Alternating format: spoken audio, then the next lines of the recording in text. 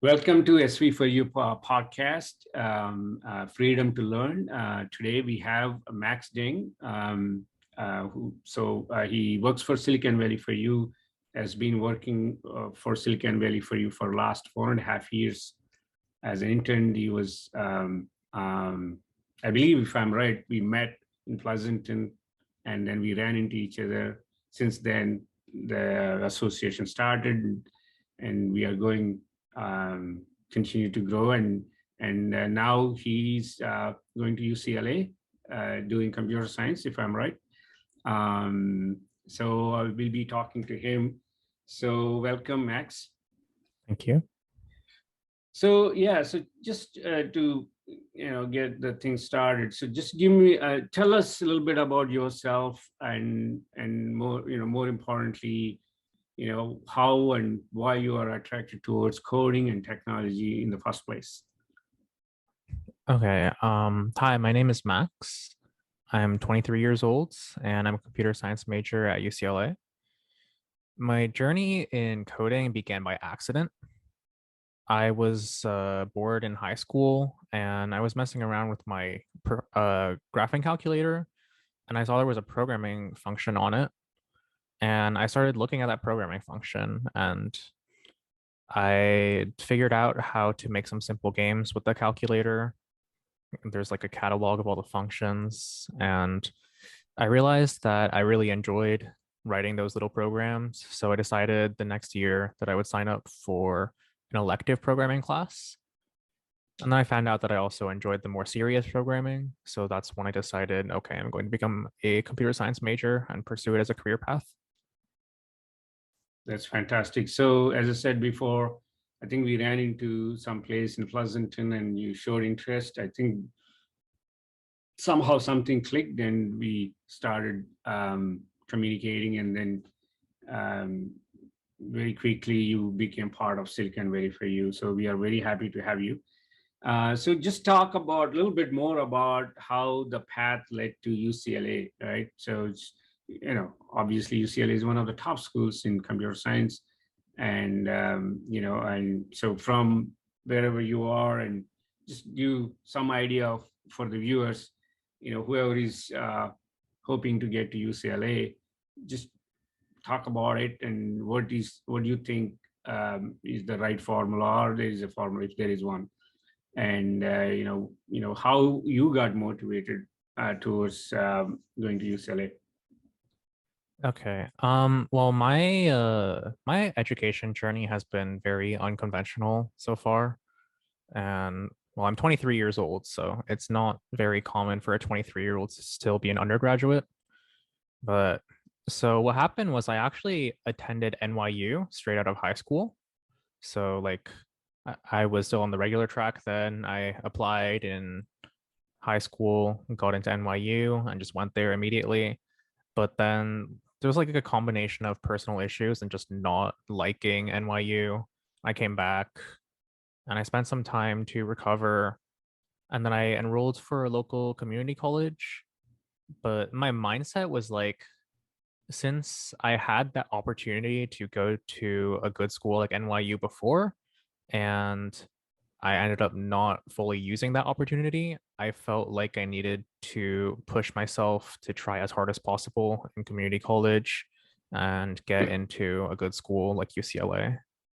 So Fantastic. I kept this job while maintaining a 4.0 GPA, just making sure to push myself as much as possible, maximize my chances. Fantastic. So in this journey, what do you think of internship with Silicon Valley for You? How did it help? If it did, just throw some light on it. Yeah, I'm very grateful to Silicon Valley for You for the opportunity to have such a long and fruitful internship. Actually, on my UC application, when they ask you like what your extracurricular activities are, your employment and stuff like that, I listed this first, Silicon Valley for You. Um, I think that since it's like computer science related, and it also shows that I can have like a multiple years long employment commitment, it's a really good resume item. So I can definitely recommend if any viewers are students that are like considering a job like this. It's definitely a very good job. And also, I want to say that like I have a lot of friends around my age that are working like retail or food service. I think this job is so much nicer than those jobs.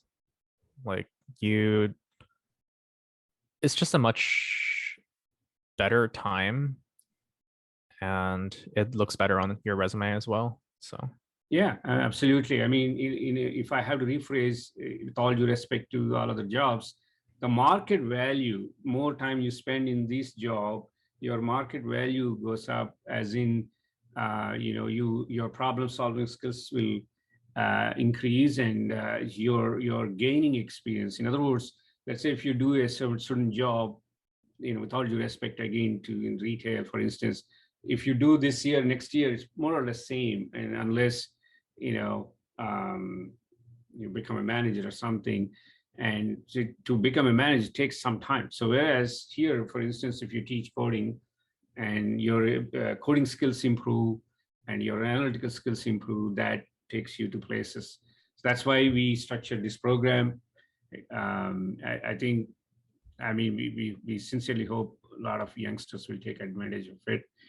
So on that topic, right, we while talking about technology, so today, if you look around, so many technologies, right? There's the AI, there's cryptos and the NFTs, and so many buzzwords, so many things are happening.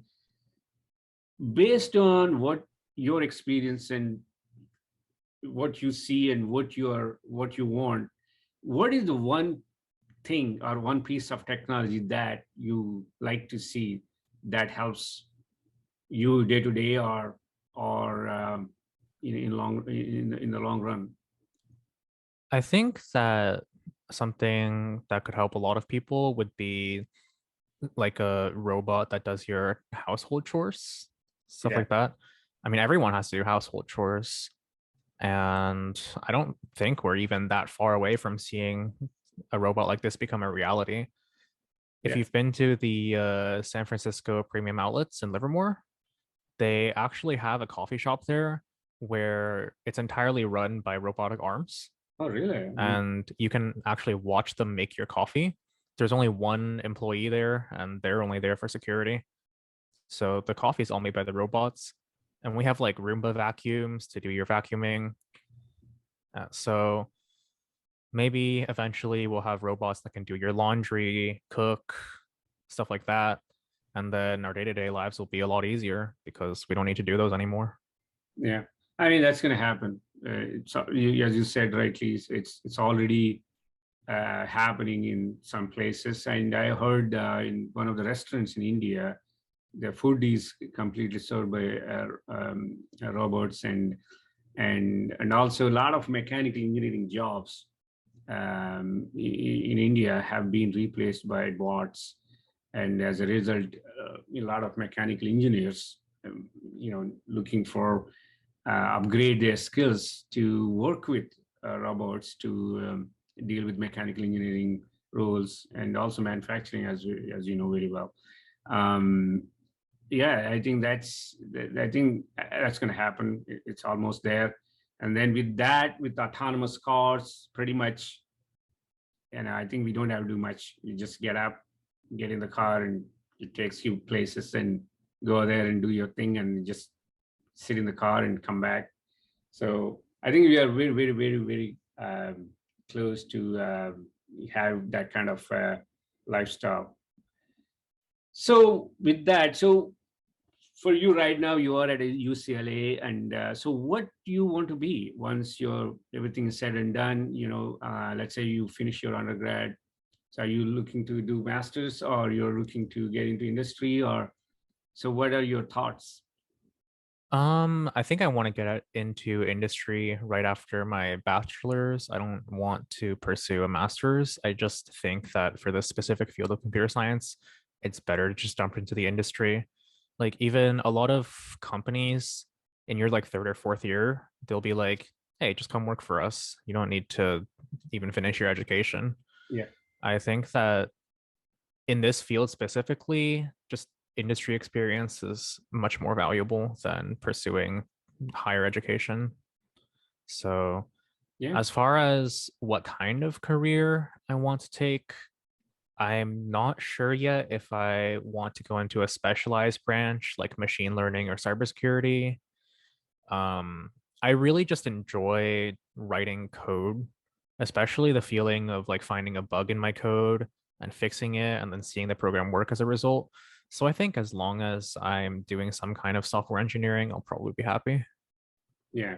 I mean, see, so I put it, differently, right? So in other words, software engineering is like an art. Um, so as you said, for instance, if there's a bug, you find it. Once you fix it, if things start rolling, that exhilaration, that the joy you get out of it is priceless. For those who enjoy that, and there's no doubt about it. Yeah, I mean. Basically, to add to what you're saying in terms of going to, further education or not, I just thought I'll add this, Tim Cook from Apple. I believe it's about 2, 3 years ago. You can Google yourself and look it up.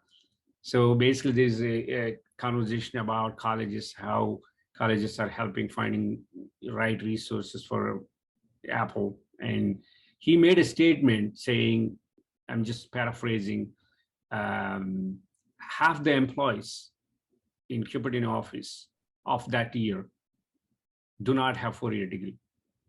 They're working as software engineers or tech engineers, rather. I don't know exactly how, most probably software.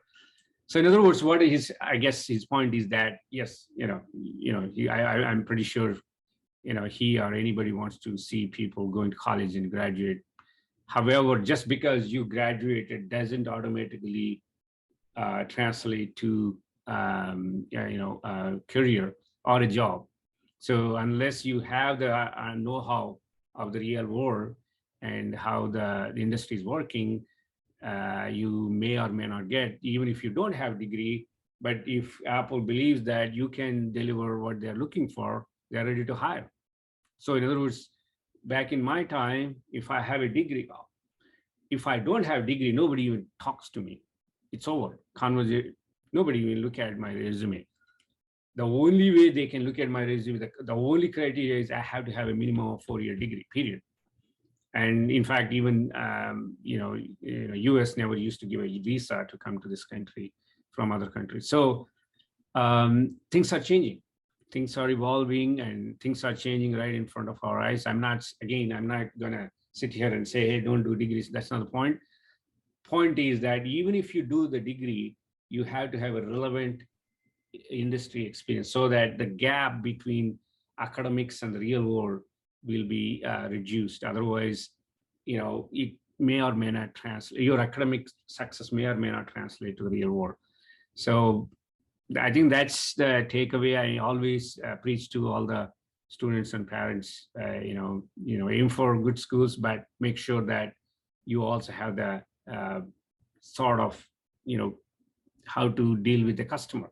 How do you serve somebody with your abilities? For instance, you're teaching. You might have trained about 400, 500 students in the last 4 years. I'm pretty sure, including camps and everything. I'm guessing.